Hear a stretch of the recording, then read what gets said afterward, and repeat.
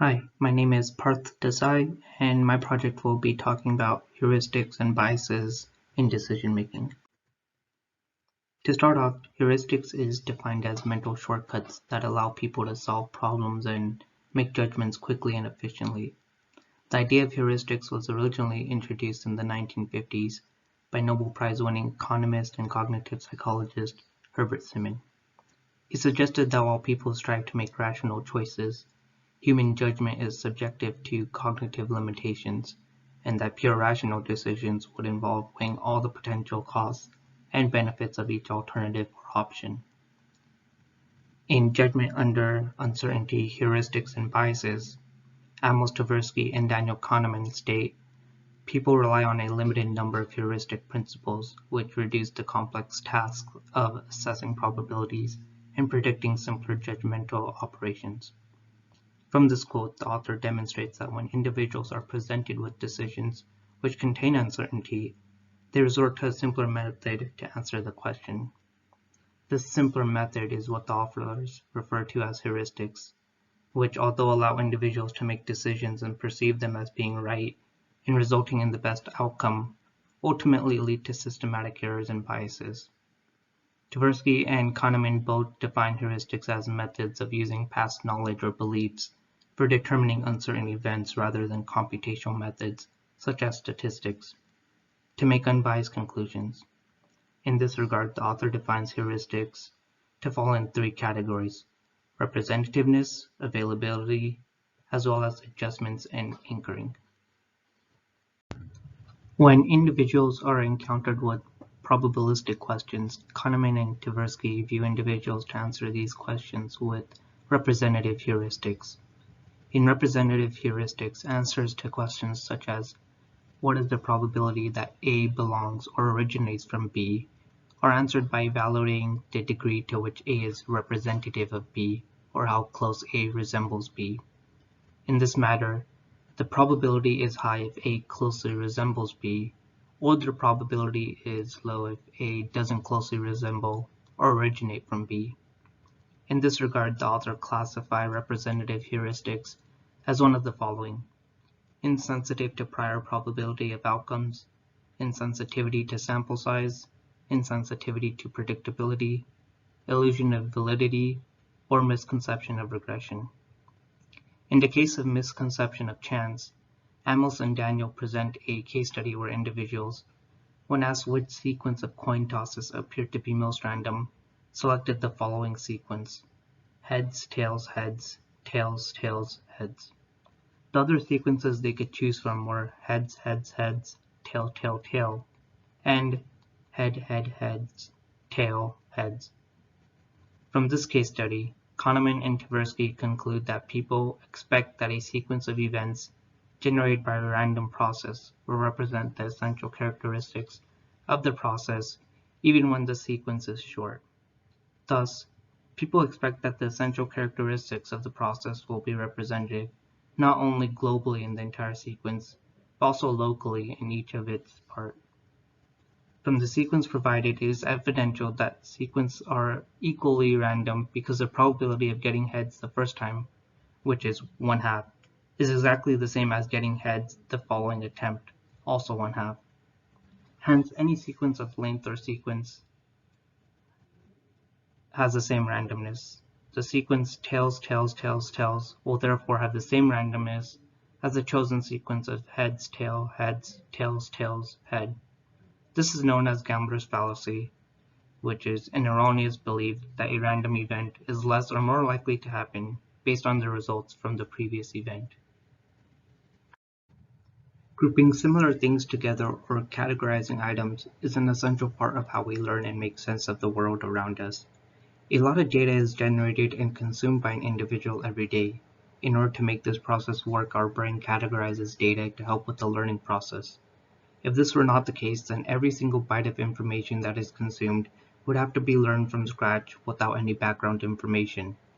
Although categorizing helps make the learning process quicker, it also generates a bias or an unconscious statistical mental figure of what a particular category should look like based on the past conceived information. Representative heuristics can be seen in the case of voting based on an image. For instance, if a young person were to run for president, he or she may have trouble in getting votes because they do not fit the preconceived image of a president, someone with a older, mature face, gray hair, and always wearing a suit. Although the younger candidate might have great knowledge and have proper solutions to issues, they would not fit the way a president should look. Likewise, if a healthy, strong, and fit individual were to show up to the hospital complaining about numbness, a nurse may conduct an X-ray and look into torn ligaments. This is because if we were to see a healthy individual come into the hospital, we may suspect that the injury was due to going to the gym and exercising. However, if the patient later mentions the different types of supplements they've been taking, this could lead to diagnosing and testing other regions of the body, such as the heart and lungs, instead of torn ligaments. In many cases, individuals are asked uncertainty questions in which they need to assess the frequency of a situation occurring. These instances are what Tversky and Kahneman defined as availability heuristics. In their publication, the authors defined availability heuristics as the frequency of a class or the probability of an event by the ease of which instances or occurrences can be brought to mind. Similar to representativeness, Kahneman and Tversky break down availability into the following categories: biases due to retrievability of instances, biases due to the effectiveness of a search set, biases of imaginability, and illusory correlation. Although the authors state availability is a useful clue for assessing frequency or probability, because of instances of large classes are usually recalled better and faster than instances of less frequency, they also mention that this method can lead to predictable biases. In Thinking Fast and Slow, Daniel Kahneman demonstrates that availability heuristics are dictated by past experiences. For instance, if we read or watch about a plane crash, we might perceive that planes to not be safe and in the short period take other transportation mediums such as a train. However, the risk between taking a train or a plane still hasn't changed. Another example of availability heuristics is with insurance rates. After natural disasters such as flood, landslide, or large earthquakes, it is observed that insurance rates will increase for that community. In addition, based on the recent experience, community members tend to reevaluate their own insurance policies and may include additional policies to their insurance. However, it is also the case that with the initial spike in insurance costs after a natural disaster, the rate will slowly decline back to its original cost. Therefore, community members who bought other natural disaster insurance policies were paying a premium for their coverage. In this case, since the disaster experience occurred recently, the event is recalled quicker, causing the community members to overestimate the risk. In other words, even though the probability of natural disaster is the same for the community, and there isn't a need to pay for the additional coverage, the recent experience was easily recalled, thereby causing a member to pay a premium for additional insurance coverage. There are many instances in our everyday life that would cause us to make probabilistic estimates, but our decisions can be affected by recent experiences. Some ways to avoid availability heuristics are to avoid making impulse decisions and instead look at all the available information and data provided. In addition, it would also be beneficial to do additional research and not rely solely on past experiences. Lastly, to avoid availability biases, one should also look at patterns and trends and statistical data before coming up with a probable estimate. Anchoring and adjustment can be defined as people making decisions or coming up with estimates based on their starting point or initial value.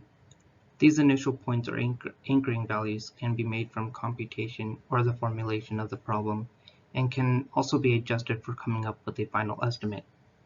But in either case, the initial value is biased and thereby leads to systematic failures of the final decision.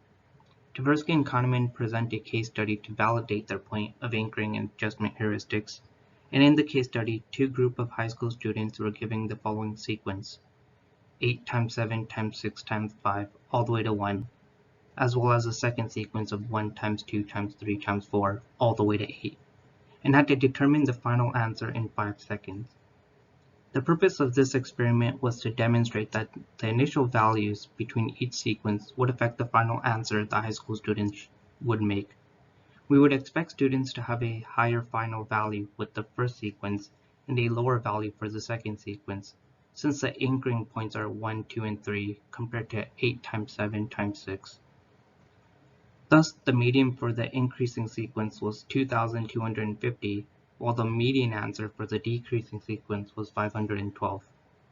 Both answers were far off from the actual value of 40,320, but we see the correlation and bias the initial start point has on the final estimate.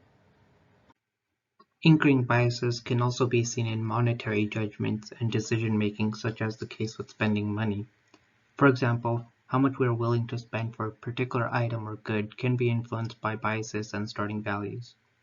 If we encounter the price of an item for the first time, and then the next time we see the same item but for a lower cost, we would be influenced to think that it's a good price and would be willing to buy it. The opposite is also true in that if we see an item for the first time and then see the same item for a higher price, we would be less willing to buy it.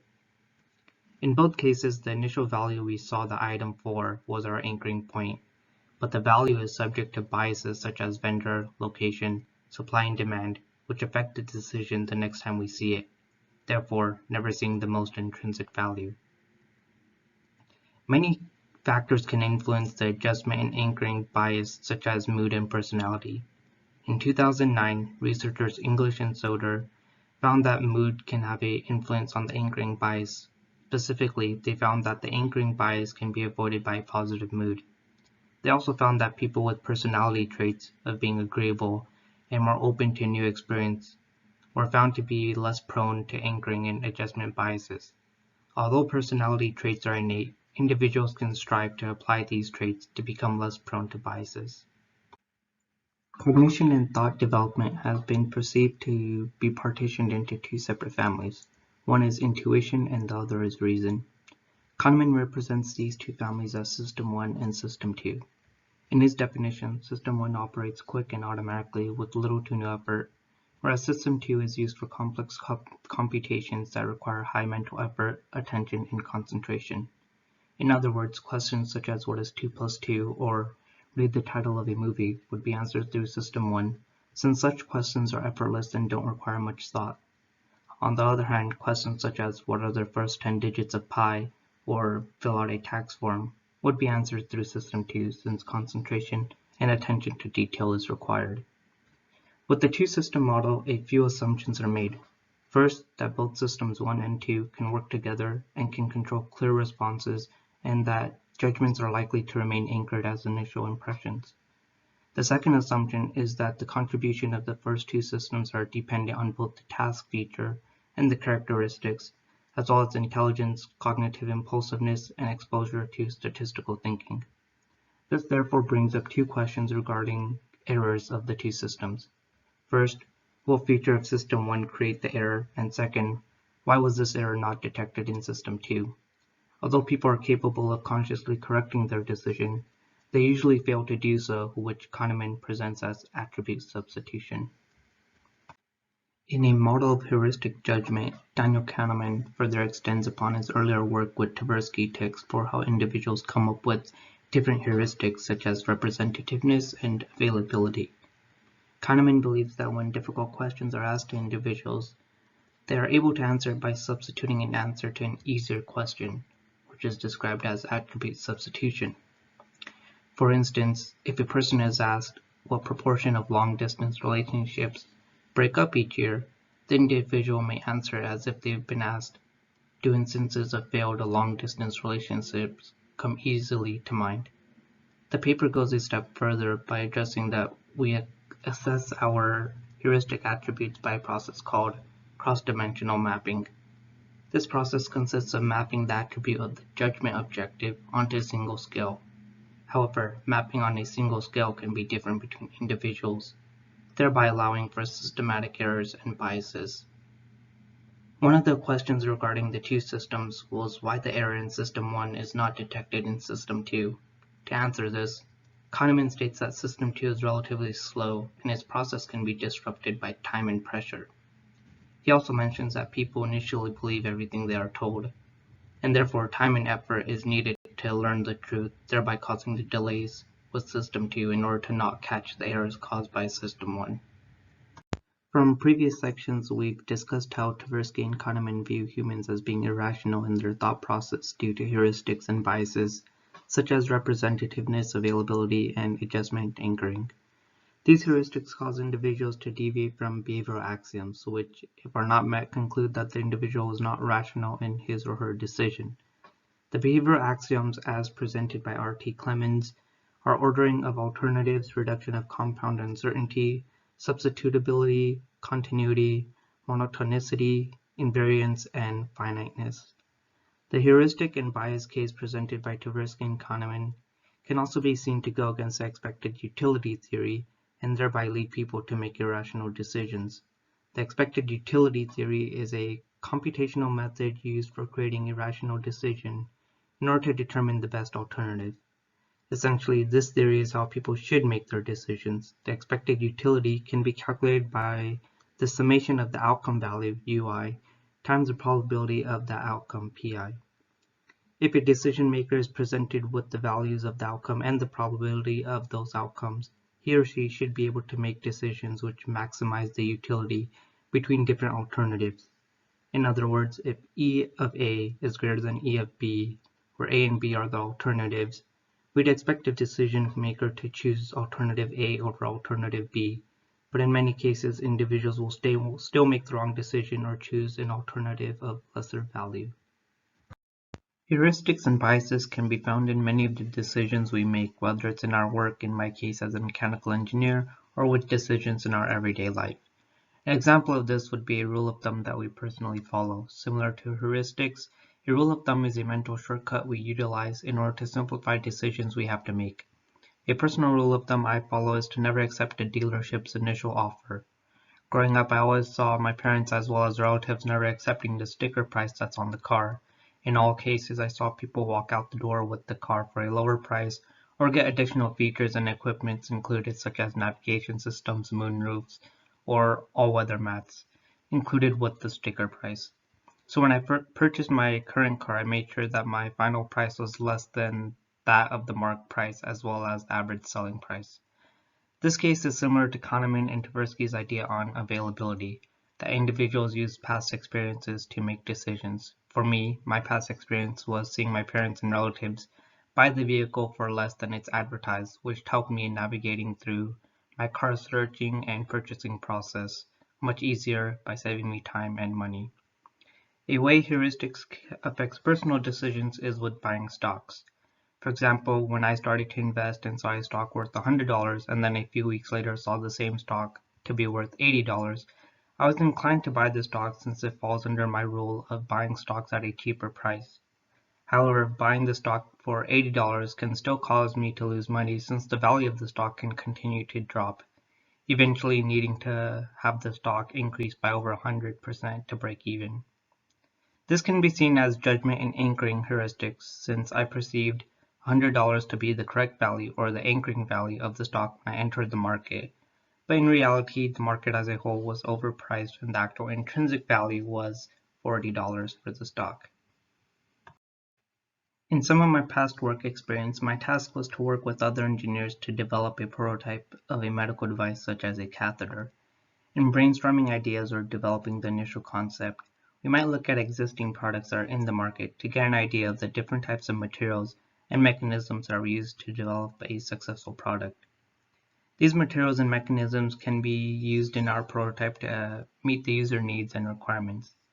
In this instance, we see an example of representative heuristics being applied for developing prototypes, where mechanisms and materials that are of similar category to the new device being built is utilized. Just as Tversky and Kahneman mentioned that heuristics can lead to systematic errors, prototyping based on existing products can also lead to systematic errors. If material or mechanism from one device is used in another product, it may not translate to developing a functional prototype, thereby having the prototype embedded with errors from the beginning. At work, we're often asked how long we think how much time it would take for us to complete a certain task. In these cases, we may make estimates based on the time taken from past experience or based on time that was taken for a similar task. This can be seen as both representative heuristics as well as availability heuristics. In both cases, we may be able to give an estimated time, but it also contains a bias due to the time that was taken before.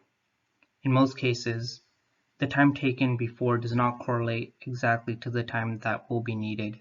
Many attributes may change compared to before, which the individual did not account for, and as a result would lead to underestimating the time needed to complete the task. In summary, heuristics can be broken down into three different categories: representativeness, availability, and adjustment and anchoring, all of which create systematic errors and biases, resulting in the wrong answer. Overall, heuristics can be seen as a mental shortcut individuals make to simplify the question in order to answer it. Representativeness can be seen as making a decision based on finding similarities when asked probability questions.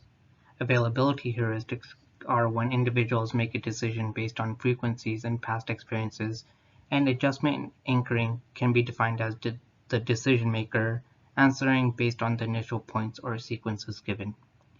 From Kahneman's research, we see that the brain can be divided into two systems, System 1 and System 2. System 1 has the characteristics of being fast, automatic, biased response, and independent of cognitive ability, whereas System 2 can be seen to have characteristics of being slow, controlled, and rule-based.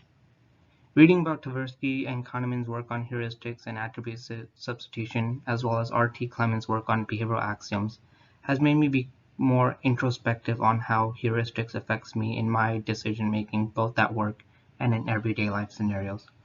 Learning about heuristics had made me reflect on previous decisions I made, whether it would be about designing fixtures for work, investing, or estimating how I would allocate my time between work and school.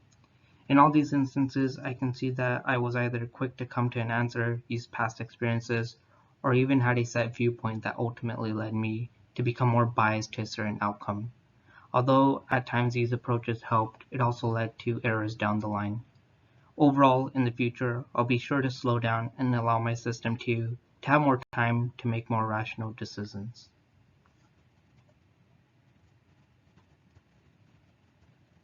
Thank you for watching my presentation.